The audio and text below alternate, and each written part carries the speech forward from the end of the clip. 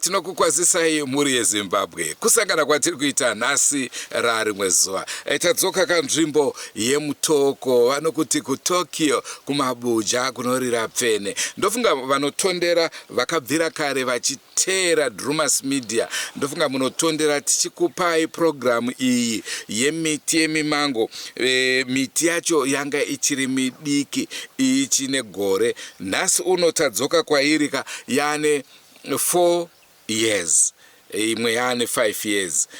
Ndo zvatati tikuratidzei kuti ndo zvapo pari zvino. Next time tinenge tichikupaika mango dzacho dzatoibva dzakudyiwa. Panova ndo patinonyanya kudanwa ipapo. Iproject yekuti munhu unokwanisa kunge uchiita uchiwana raramo nayo. Andrew Neshamba ndozita rangu. Regai tikupei chirongwa chedu chezuva ranhasi timbopiwa ka-update yekuti zvamira sei, tapapi, nekuti Shaggy ndo pabusiness rega rega tinenge takatarisira kuwana Shaggy. Ndo nhau yataanayo pari zvino. Don't forget to subscribe to Drumas Media. Drumas Media, taking you to another level. Tadzidza zvakawanda pabasa renyu iri Drumas Media, rambai makada. Tadzidza zvakawanda pabasa renyu iri Drumas Media, rambai makada. Muupenyu tinosangana matambudziko akasiyana siyana. Vamwe vanotorasikirwa neupenyu chaizvo, vamwe kutorwa nenjodzi. Nenyaya yekuti vanenge vasingazive vanga vabatsira, batai Andrew Neshamba akupei vangakwanisa kukubatsirai. Vadikani vedu varara maiona here Drumas Media ine dzidziso murono reupenyu. Kwaziwai muri weZimbabwe, ndinoitwa Tafadzwa Prosper Bvunzo Wabaya, ndiri murimi muno maMutoko kutabudirira. Ndinoita project yangu yemango necitrus. Sezvamuri kuona patiri muno munesari mandakagadzira matinoita maseedlings edu emango. Tinoita mango dzakasiyana siyana from Tommy Atkins, Iwin, Sensation, Kent neKit. Mango idzi tinodzirima pano pa 5 hectares pandine approximately 8,000 trees dzitori muground. Dzatakaita iyo method inonzi ultra high density plantation method yekuita miti dzakawanda panzvimbo idiki. Sezvamuri kuona miti yedu inotanga yakadai so isati yagraftwa. Ndiyo tinodyara from seed, from a selected seeds atinenge tiinawo. Tinobva tazoigrafta. Kuigrafta kuita kuti ikasike kubereka. Ichibereka mango iyo yatinoda kuti inge iri inoberekwa pa each plant yatinenge tagadzira. Saka tikuti idzi dzese dzirapa hadzisati hadzina kugraftwa idzi. Right, panapa dziri muno matsatsa dzagrafta. Tinozodzigrafta end of December or in January kana tichinge taane Sion ndiyo yatinoedhera pano. Kwaizvezvi miti yedu iri kuita maflowers kuti ichibereka, saka tinomboisiya kuti ibereke mango. Kana yadonedza mango dziya painoita new shoots ndiwo atinochizoshandisa kugrafta mango dzedu. Ndiri kuona apart from mango ndiri kuona pane zvimwewo zviripo. Right, semurimi tinongowedza kuti tiwedzeredze zvatinoita. Pana tine maornamentals angori mapalm trees. Kumashure kwenyu kune masucculents ariko atakaisa as well. So kuedza kuti tiite advantage of space yatinayo tichiitewo zvimwe zvakasiyana nezvatagara tanga tiri kungoita. So tinoita macitrus, masucculents netumwewo tudiki twandakadzidzawo mukurima kwandiri kuita ikoko. Then pamaflowers tikuona pane maflowers apo. Aya munenge muchatengesa zvakare here kana kuti? Right, we have quite a number of people mamtoko. Usually I try to deal with the local community. Vane dzimba dzavo vari kuvaka, vamwe vane maloja vari kuvaka. So I try to propagate masucculents ekuti vanogona kuisa mudzimba padzimba dzavo kana pamaloja avo kana pamabusiness avo. So all this zvinobatsira kuti business racho riendere mberi because nursery ndiyo inokwanisa kuzofinance zvimwe zvatenge chida kuita in the long run. Saka yes, miti yamuri kuona imwe maruva arimo tinomatengesa kune vicinity yemamtoko. Zvimwe dzenguva anenge ari kuHarare kana ari across Zimbabwe zvichienderanawo nezvaanenge achida ndinokwanisa kuendesa kwaanenge ari.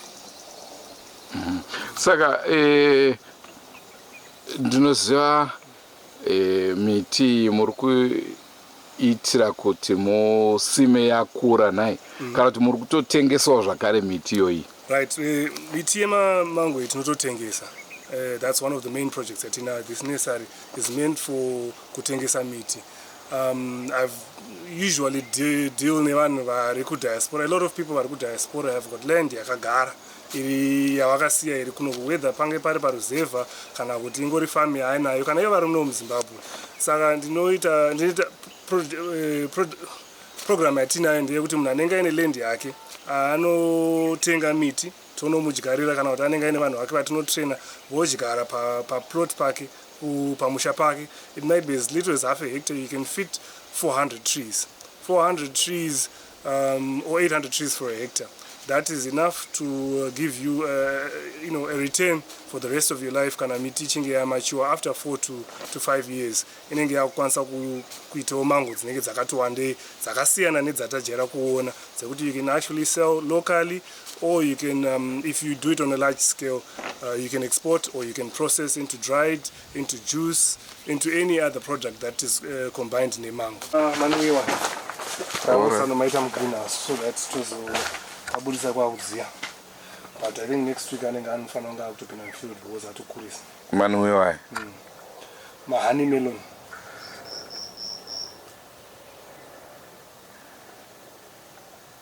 Honey melons takangoti usually mamelons anoda kuti kwakupisa, saka takangoteka advantage kuti greenhouse riripo tombodyara imomo muchishandisa media yatanga tagara tinayo iyoyi tozochibuditsa manje tonoisa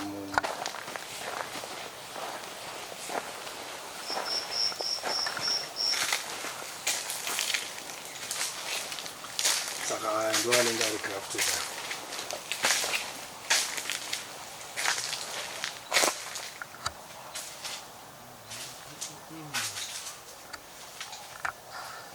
Saka miti iyi ndio yese same type ngowanda chete. Ndio inotodiwa commercially, and then pane imwe iyo haina kana tutambo chose kuti tongotodya kana ice cream zvayo.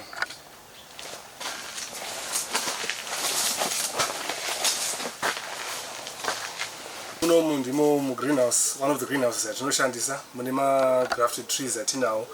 As you can see, these are grafted mangoes. Kana paine kaplastic akakuradza kuti tinenge takaigrafta inenge yakubereka iyo mangoes atinoziva kuti which variety yatinenge takaselecta kuti ikurire panapa. Ndinowanzoti kune varimi vanenge vachida kutenga miti, you need to buy from a very trusted source because this is a long term project. You don't want to buy trees from just anywhere, or trees that may seem affordable or cheap, and then after 5 years which is not muti uyu ndapedza upenyu hwese ndichiuchengeta asi hausi kukupa zvakanaka. Saka you need to make sure you buy mostly from a farmer who's been practicing the same project, so that you also learn from his experience. So this is where we do our grafting, and greenhouse Rinweri is one of the 2 greenhouses that I have that we store in winter to allow kuti miti yedu inyaso kure zvakanaka saizvozvi, healthy, strong grafted mango trees. Maiona ere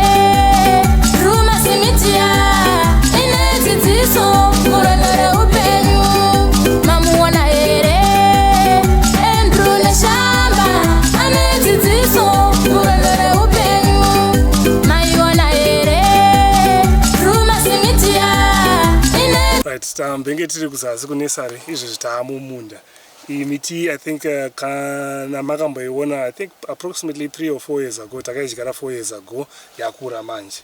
Yato ready for harvesting. This year tinoto expect kuti tichawana kagoho kedu kanenge kakanaka katichaprocessa kuita dried fruit. Variety iri panapa inoitwa Tommy Atkins. As you can see, yakabatana miti ndiyo yatinoti ultra high density plantation method. In row tinenge tine approximately 1 to 1.5 meters in between the trees, and then between the rows tine approximately 4 to 5 meters depending on area yatinenge tiri. Panapa pa area inoi I think pane about 2 hectares pakaiswa about almost 3,000, just slightly less than 3,000 trees dziripo dzaane 4 years. Miti tichitarisa pakukohwa kwenyu kana makohwa ndekupi kwamuruda kunge muchitengesa, munoendesa kuMbare here kana kuti zviri zvakamira sei? The primary port of call is obviously going to be Mbare. Mbare, why? Because kune ready market inokupa cash ipapo semurimi, saka zvinobatsira kuti kana munhu anorima anoziva kuti the closer you get to cash, it's easier for cash flow dzako. You can also get into my supermarket, mana okay, food lovers, TM, Pick and Pay, you know, those are the type of clients anoita kuti e-market imwe iripo. Koitawo processing, which is my main goal, to process into dried mangoes. I think most of the produce yatinoona this year tichaita yekudrya, tine facilities andinawo andakagadzira ekuitira kuti tiomese mango idzi. That way you have produce throughout the year. Kana madziomesa market inenge yakamira sei? Market here with dried mango yakawanda is right now, ndinoziva kuti if you want dried mango you're mostly getting imports ari kubva from South Africa. So kana tiri kutoimporta dried mango from South Africa, which means munomu hatisi kukwanisa supply local market yedu. So market irimo muZimbabwe for dried fruit. It doesn't have to be mango, but for me ndiri kuita dried mango. Zvamukade kutaura kune avo vangadewo kunge vachichengeta miti yemimango?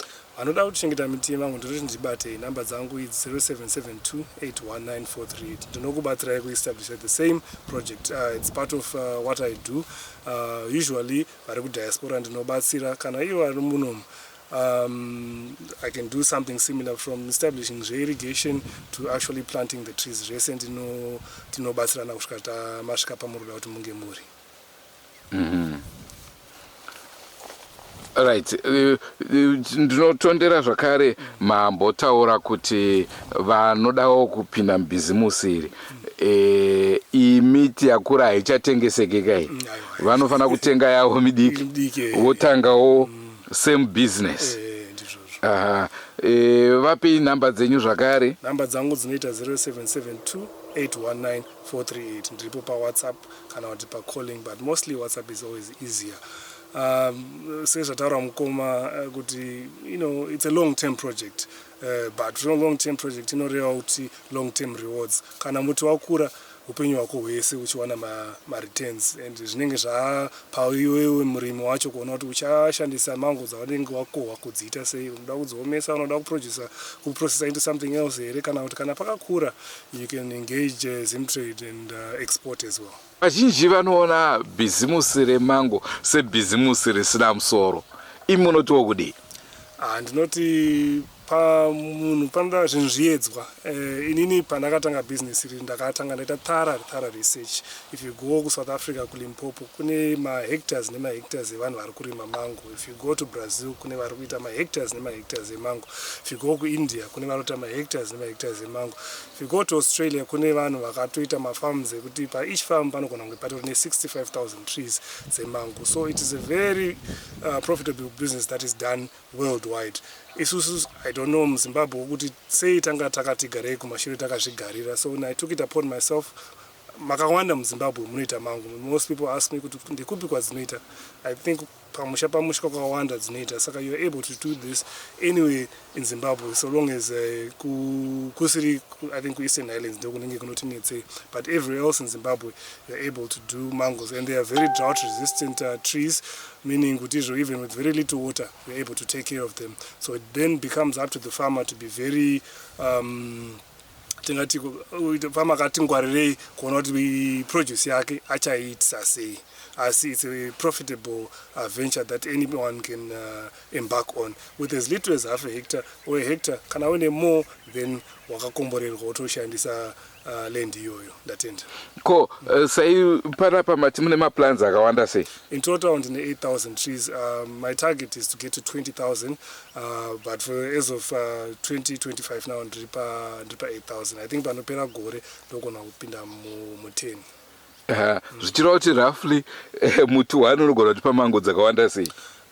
Yield yatinotarisira tinowanza 10 kgs, at least 50 kgs per tree should be something that I'm looking at, but you can go as far as 200 kgs per muti zvichienderanawo nekuti wauchengeta sei, wauriridza here, wasprayer for diseases and pests here, zvinhu zvekuti unofanira kuita kuti muti wako upo yield yakati one day. Saka at least 50 kgs. 50 kgs. Yes.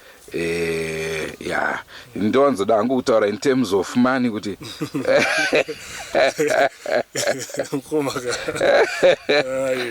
aiwa zvinofadza chose. Ndinovimba kune vangade kupinda musame business vanenge vatodzidzawo zviri kana zvitatu. Ndochirongwa chatakupai kune vanodawo zvekurima. Aiwa kamukana hoyo hanzi ndibatei nhamba mapiwa vanodawo kutraya same business asi ipapo ndo pandine nyaya napo. Ndakati hangu ndichifamba mugwagwa unobva mutoko kuenda kuHarare, unoona apa paine mambaira, apa pane mambaira, apa paine mambaira, uya rutengesa mambaira, uya rutengesa mambaira.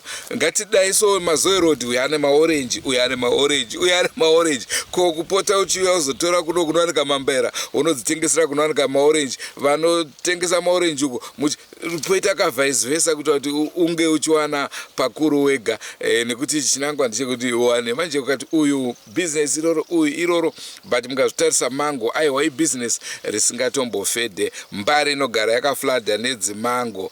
Ukaenda kumisha kwese, ingave mondoro, ungave gokwe, kungave masvingo, vane miti mimango, asi mango dzinongotengwa. Zvinoreva kuti mango dziri padhimandi. Endo neshamba ndozitara kugadzakadei. Mune zvimwe zvirongwa zvachiramba chikupai, asi musakanganwe kusubscribe kuDrumas Media, nekuti Drumas Media tokutorai tokuisai padanho repamusoro-soro. Goodbye my friends, goodbye my friends, wakamboonana tichazoonana nerimwe zuva hama dzangu. Goodbye my friends, goodbye my friends, wakamboonana tichazoonana nerimwe zuva hama dzangu. Ini ndokuenda kubasa kwangu, iwe makiwe mkaranga,